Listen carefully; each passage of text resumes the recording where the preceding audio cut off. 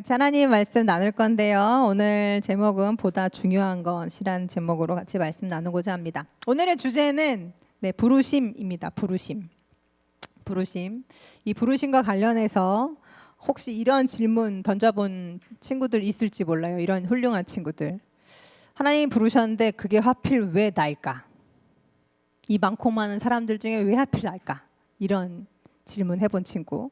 또 한편으로는 하나님 날 부르셨는데 대체 어디에 써먹으려고? 내가 뭐가 필요하셔서 하나님 날 부르셨을까? 목사님도 이제 이런 질문들을 가지고 있는데 이 질문에 대한 이제 답을 드리기 전에 목사님의 삶과 관련된 에피소드 두 가지를 오늘 좀 들려드리려고 해요. 오늘 뭐 설교기보다 목사님의 어떤 간증, 목사님의 어떤 삶, 롭셈 이야기처럼 목사님 이야기를 들려줄 테니까 한번 잘 들어보세요. 첫 번째 에피소드는 왜 하필 나일까에 관련된 이야기예요. 목사님은 중고등학교 때 꿈이 국어 선생님이 되는 거였어요. 국어를 좋아하기도 했고 친구들을 만나서 이렇게 가르치는 것도 좋아했고 어떤 친구들의 인생에 내가 도움이 되는 존재가 되면 좋겠다. 이제 이런 꿈이 있어서 목사님이 중고등학교 때 이제 국어 선생님이 되고 싶었는데 안타깝게도 그의 수능을 이제 엄청 망치면서 수능을 잘 못 봤어요. 그래서 원서를 이제 쓰려고 하는데 그 점수로는 도저히 인서울이 안 돼요. 그래가지고 이제 지방에 있는 캠퍼스 한 두 군데를 쓰고 이제 한 군데가 남았는데 담임 선생님이 목사님을 부르는 거야. 신혜야 그러더니만 너 꿈이 국어 선생님이잖아. 그런데 국어 선생님 말고 종교 선생님이라는 게 있어 이러는 거예요. 미션 스쿨 안에 종교 과목을 가르치는 이제 이런 거를 이제 전공하는 과가 있는데 기독교 교육이라는 과인데 거기 나오면 미션 스쿨에 들어가서 국어 선생님도 할 수 있고 윤리 같은 걸 가르치는 선생님도 될 수 있다는 거예요. 그때만 해도 이제 목사님이 이제 미션 스쿨을 다녔는데 6년 동안 종교부장이었어요. 종교부장은 뭐냐면 예배 그 수업 전에 이제 선생님 수업도 준비하고 기도도 하고 뭐 찬양 인도도 하고 가끔씩은 찬양 대회가 있으면 나가 지휘도 하고 뭐 그런 자리예요. 근데 6년 내내 했어 목사님이. 그래가지고 고3 때 담임이 예수님 믿지 않는 사람이었지만 쟤는 되게 믿음이 좋은 것 같은데 이러면서 이제 그 길을 좀 안내를 해준 거예요. 그래가지고 전혀 생각해보지 못했던 이제 과였지만 내 점수로 인서울을 할 수 있는 학교가 이제 하나 있다니 한번 써보자 이래가지고 이제 거기 장로의 신학대학교를 쓴 거예요. 그리고 덜컥하고 붙었어요. 그러고 그 학교를 갔어요. 대학에 들어 공부를 하는데 기독교 교육이라는 학문이 목사님한테 정말 다행스럽게 너무 잘 맞았어요. 재미있었어요. 뭐 학교 생활도 열심히 하고 공부도 열심히 하고 연애도 열심히 하면서 잘 이제 학교 생활을 했는데 목사님이 그럼 거기를 졸업하면 이제 대학교 4학년 딱 졸업하면 미션 스쿨에 들어가서 종교 선생님이 있겠지. 될 수 있었겠지. 됐으면 여기 안 왔겠지. 4학년 딱 졸업하려고 하는데 이미 미션 스쿨 안에는 선배들이 다 들어가서 종교 교사를 하고 있었어. 그래서 목사님 비직급 들어갈 자리가 없었어. 그래서 난 뭘 하지? 하는데 대부분 기독교 교육과나 신학과를 나오면 이 교회 안에서 교육 전도사라는 걸 할 수 있어요. 그래서 이제 그때부터 주일에만 일을 하는 교육 전도사로 이제 우리 친구들을 만났어요. 꼬맹이들도 만나고 뭐 유년부 학생들도 만나고 이러면서 말씀을 가르쳤어요. 그것도 목사님한테 너무 적성에 맞았어요. 재미있었어요. 그래서 내친 김에 신학을 더 해보자 해가지고 신학대학원까지 갔어요. 그리고 그 해 대학원 1학년 때 결혼도 했어요. 근데 이제 그 고등학교 졸업하면서부터 아니 고등학교 전부터 진로를 찾아가는 과정에서 많은 고민들이 있었고 뭐 대학교를 갈 때도 그랬고 대학교 졸업할 때도 그랬고 대학원 나올 때도 그랬고 계속해서 목사님이 진로에 대한 이제 어떤 고민들을 해 나갈 때 여기서는 다 이야기할 수 없는 많은 어려움들이 있었지만 진짜 아기를 낳고 나니까 그때부터는 정말 더 심각한 고민이 이제 생기기 시작하는 거예요. 목사님 별명이 뭐예요? 빡시네. 빡시네. 왜 빡시네요? 뭐든지 빡시게 한다고. 공부도 빡시게 하고 일도 빡시게 하고 뭐 뭘 하든 빡시게 한다고. 빡시네인데 이 빡시네가 얼마나 이제 열심히 살았겠어. 근데 아기를 딱 낳고 나니까 열심히 살 수 없는 형편이 되는 거예요. 체력도 딸려요. 그죠? 시간도 없어요. 공부도 하고 사역도 하고 애도 키워야 되는데 너무너무 이제 여러 가지 부분에서 힘들었어요. 마음도 지치고 너희 어머니들도 다 그런 시간 우울증의 시간들을 보냈는데 목사님도 그랬다고요. 네, 은혜도 못 받고 진짜 사역자인데 은혜를 못 받고 바닥을 치고 영적으로 엄청 피폐한 삶을 살았어요. 근데 그때 목사님이 사역했던 교회가 높은도 우신교회였으면 안 그랬을 것 같은데 이제 그 교회가 그렇게 따뜻하고 배려를 해주는 교회가 아니었어. 그러다 보니까 매주 교회 가는 게 힘들었어요. 우리 친구들 목사님 커서 알았는데 우리 친구들만 학교 가기 싫어하는 게 아니라는 거 알았어요. 선생님들 학교 가기 싫어한다라는 거를 알았어요. 선생님도 학교 가기가 싫어요. 방학이 얼마나 좋은지 몰라요. 그런데 얘들아 놀라지 마. 너희들도 아침에 교회 오는 거 힘들지. 목사님들도 가끔씩 교회 오는 게 너무 힘들 때가 있어. 지금은 아니야. 근데 옛날에는 그랬어. 매주일 교회 가는 게 너무너무 싫었어. 목사, 전도사님이 막 끌려가는 것 같았어. 막 그 전날은 가슴이 벌렁벌렁거리고 안 나가면 안 될까 막 이런 생각들이 들면서 매주에 그렇게 교회를 나갔단 말이에요. 그런데 그때 목사님이 받는 페이가 70만 원이었어. 월 70만 원. 그리고 그 교회는 조금 좋은 교회여가지고 대학원 등록금 학비를 다 대줬어. 한 200만 원 넘는 학비들을. 그러니까 그걸 포기할 수가 없는 거예요. 그걸 포기하기가 힘드니까 이제 그 70만 원을 받으려고 교회를 나가는 그 전도사의 심정을 니네가 알겠냐? 초안 되게 아는 것처럼 이렇게 수긍을 잘해준다. 진짜 엄청난 죄책감이 들어요. 말씀 준비도 잘 못하죠. 교회가 끝나면 바로 애가 기다리고 오니까 집으로 가야 돼요. 뭔가 열심히 할 수 없어요. 그리고 근데 영적으로 피폐한데 뭔가 은혜를 만들어내서 전달을 해야 되잖아요. 없는 걸 박박 긁어서 막 이렇게 뭔가를 해야 한다는 그게 너무너무 힘들더라고요. 나 이렇게 더 이상은 못하겠다. 그래서 어떻게 이제 버티다가 여름 수련회까지는 해야지 하고 여름 수련을 딱 마치고 난 날 8월 달에 도저히 어떻게 할 수 없는 지경까지 갔어. 내가 70만 원 때문에 교회에 빌붙어서 교회에 도움도 안 되는 사람이 이렇게 은혜도 못 걷히면서 거짓말을 해대가면서 사역을 하는 건 절대 아니다. 이래가지고 내가 과감하게 진짜 정직하게 이제 사표를 낸다 하고 이제 사표를 품고 이제 조만간 낼 참이에요. 8월 말이 되고 그래서 학교가 개강을 했어요. 개강 예배 신학대를 다녔으니까 개강 예배를 했단 말이에요. 근데 총장님이 이렇게 나와서 이제 설교를 하시는데 목사님 자기 2층 끝에 앉아 있었어. 근데 총장님이 딱 마이크를 잡더니 하시는 말씀이 뭐라 그러냐? 혹시 이 자리에 자격이나 자질이 안 돼서 사표를 내려고 준비하는 사람들이 있습니까? 이렇게 얘기하는 거야. 진짜 저 끝에 앉아 있다가 나한테 하는 소린데? 그러면서 설교에 집중하기 시작했어요.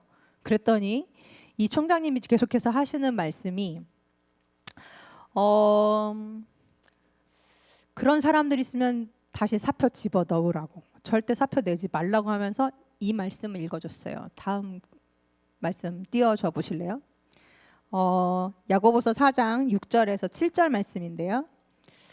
같이 한번 읽어볼까요? 시작. 그러나 하나님께서는 더 큰 은혜를 주십니다. 그러므로 성경에 이르기를 하나님께서는 교만한 자들을 물리치시고 겸손한 사람들에게 은혜를 주신다 하고 말합니다. 그러므로 하나님께 복종하고 악마를 물리치십시오. 그리하면 악마는 달아날 것입니다. 라고 이 말씀을 딱 읽어주시면서 하시는 소리가 여러분, 이 자리에 2,000명이 앉아 있는데 2,000명 중에서 결코 자격이 되고 능력이 돼서 하나님이 부르신 사람이 누가 있냐는 거예요. 하나님은 여러분이 능력이 되고 돼서 자격이 돼서 부르시지 않았다고 얘기하면서 그 하나님 자체가 능력이신데 그 하나님한테 충분한 능력이 있는데 뭐가 여러분의 능력이 필요해서 여러분을 부르셨겠냐고. 여러분 능력을 필요해서 부르신 게 아니고 그냥 하나님이 사랑해서 부르셨다고 이런 얘기를 하는 거예요. 그런데 마귀는 우리들의 약점을 너무나 잘 안대요.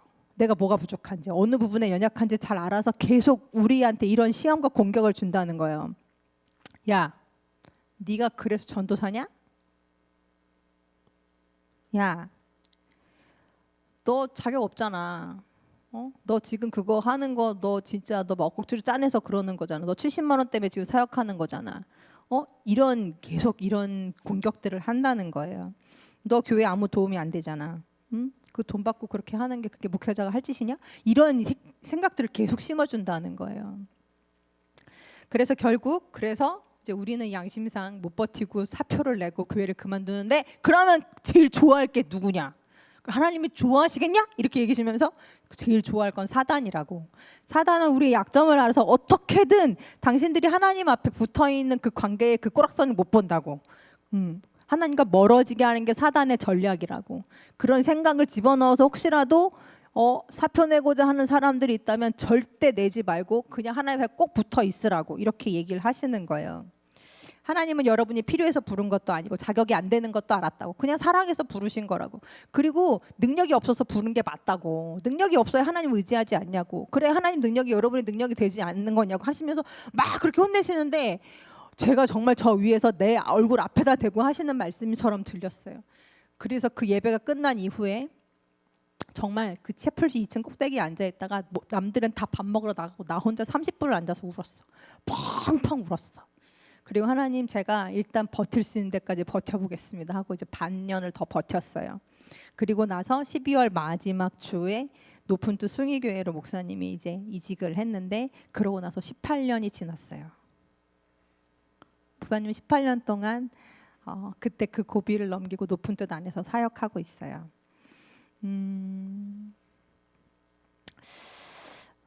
그런데요 그 마귀가요 거기서 끝나지 않아요. 대끈질겨요. 지금도 목사님을 공격해요. 목사님의 연약함을 알거든요. 그러면서 야 네가 무슨 목사냐부터 시작해가지고 네가 무슨 그리스도냐 네가 무슨 엄마냐 다 때려쳐라부터 시작해가지고 목사님의 그 자괴감과 이 죄책감을 건드리는 공격들을 많이 한단 말이에요. 근데 그때 이 총장님이 해주셨던 말씀을 목사님 그때마다 떠올려요. 그래 내가 능력이 돼서 부른 게 아니지. 내가 잘나서 부르신 게 아니지. 하나님 나 사랑해서 부르신 거지. 가까이 두시려고 부르신 거지. 그러니까 내가 넘어가지 말자 하고 꾹 하고 붙들려 있어요. 우리 친구들 목사님 첫 질문이 이거였어요. 왜 하필 나인가? 왜 하필 나인가? 이 질문에 있어서 그 답은 나도 모르고 니네도 몰라요. 죽을 때까지 모를 거예요. 그런데 그 질문에 답을 해줄 수 없지만 정확하게 목사님이 이야기해 줄 수 있는 게 한 가지 있는데 하나님은 결코 여러분의 어떤 성품이나 자격이나 자질이나 능력이나 조건을 보고 여러분을 선택하신 게 아니라는 거예요. 하나님은 그냥 나여서 부르신 거예요. 나를 사랑하셔서 가까이 두시려고 은혜 주시려고 그거 외에는 설명할 방법이 없어요. 그리고 오히려 내가 약하고 능력이 없기 때문에 선택하셨다고 말씀하세요. 왜냐? 그 하나님께 능력이 있고 그 능력을 나에게 주시려면 내가 능력이 있어서는 안 되거든. 우리 친구들이 이 말씀을 기억할 수 있었으면 좋겠어요. 오늘 말씀에도 그래서 이 중간 말씀은 못 읽었는데 우리 친구들 17절 이하에 쭉 말씀을 읽어보면 거기에 뭐라고 나오냐.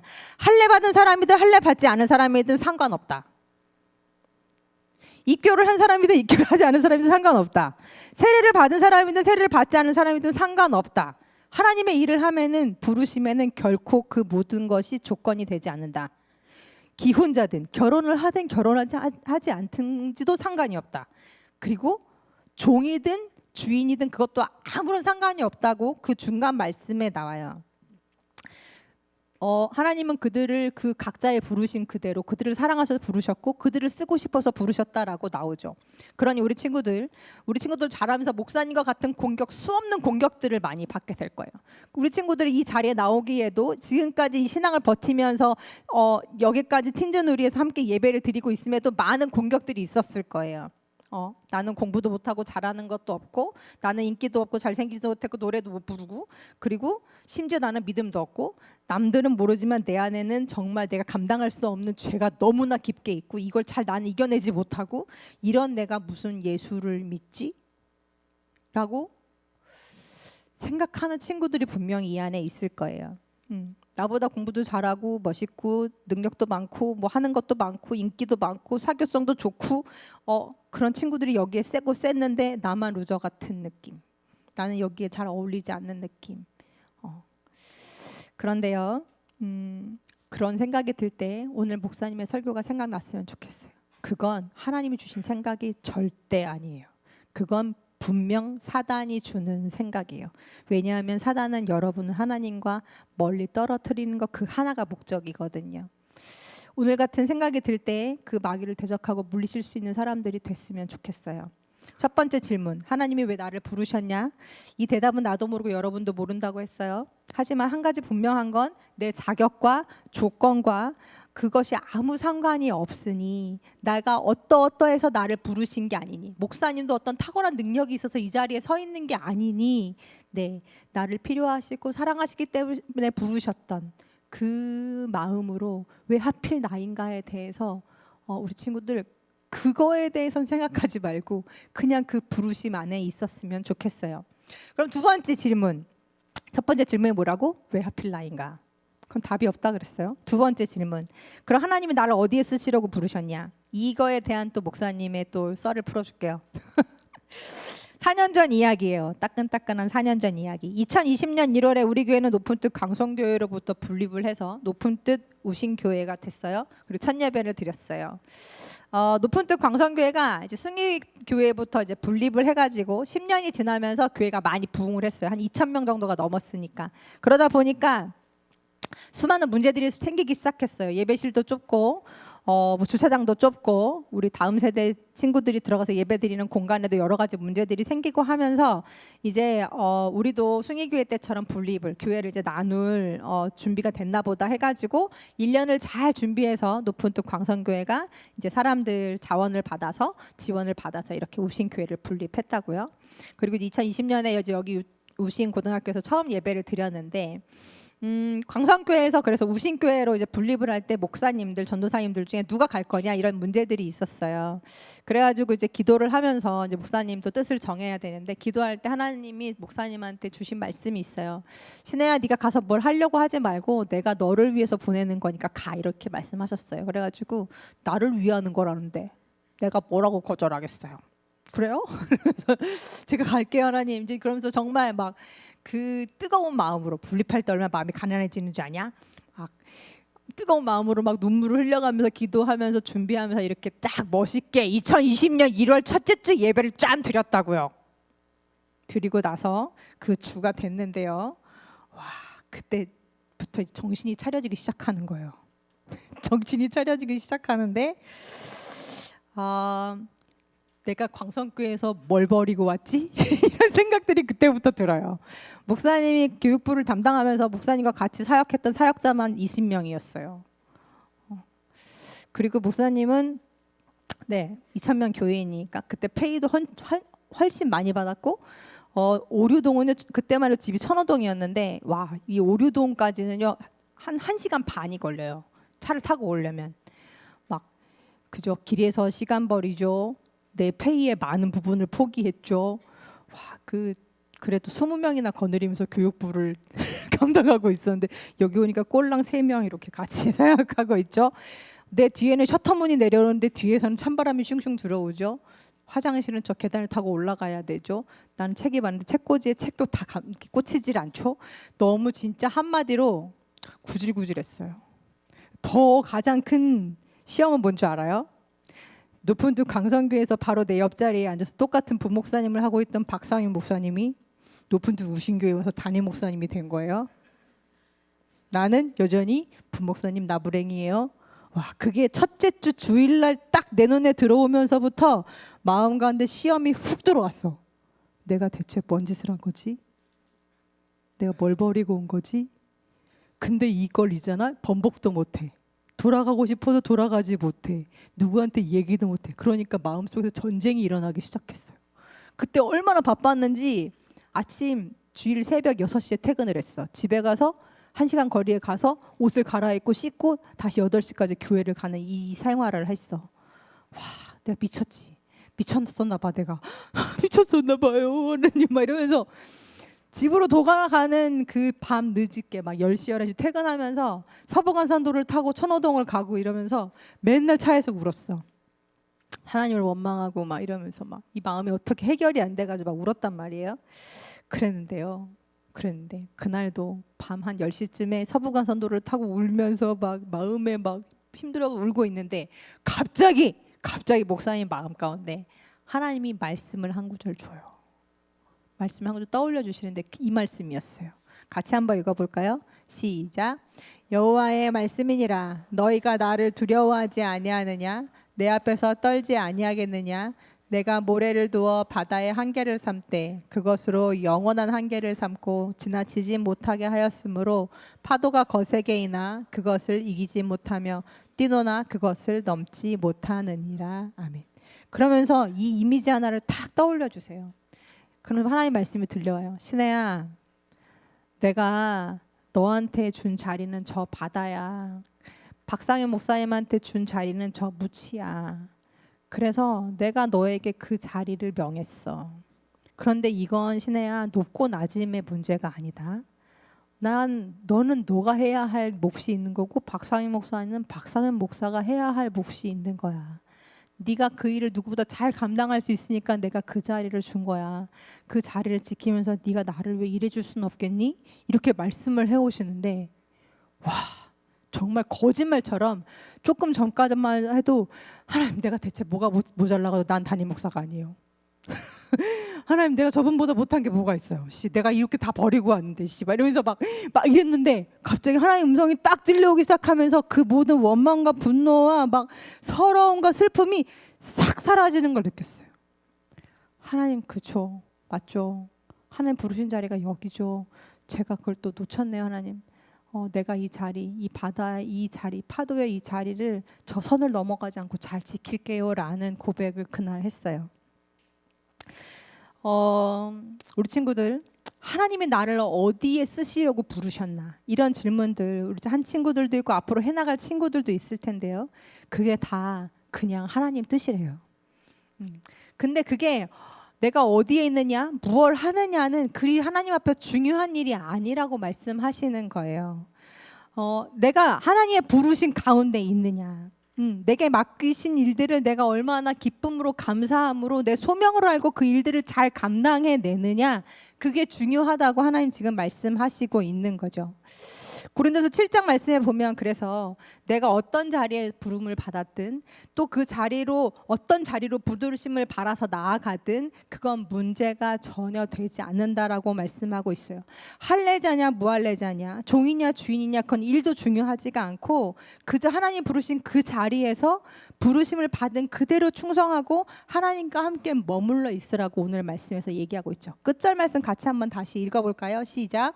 형제 자매 여러분, 각각 부르심을 받은 그때의 처지에 그대로 있으면서 하나님과 함께 살아가십시오.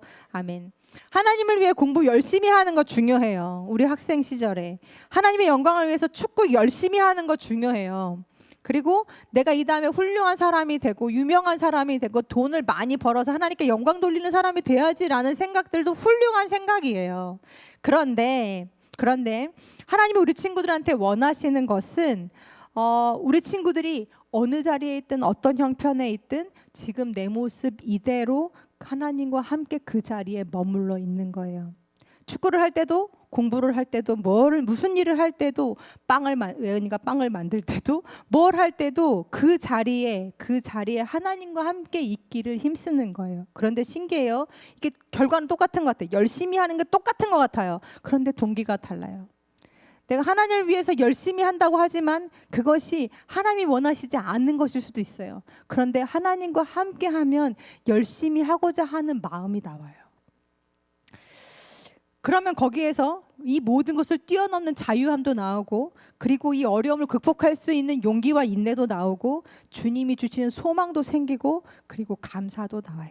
바라기는 우리 친구들이 어떠한 모습이든, 그리고 하나님 우리 친구들을 어디로 인도하시든지 간에 하나님의 부르심 가운데 있었으면 좋겠어요. 내가 나를 어떻게 생각하든 남이 나를 어떻게 생각하든 그거 생각하지 말고 그냥 하나님이 여러분을 부르셨으니 거기엔 질문 던지지 말고, 이 부르심은 하나님의 사랑이고 하나님의 나를 향한 콜링이니까 그 자리에 머물면서 끝까지 사단이 그런 마음들을 줄 때 하나님과 떠나지 말고 이 자리에 머물러서 그 부르심의 자리에서 하나님을 섬겨가는 우리 높은 또 우신교 친구들 다 되기를 간절히 소망합니다.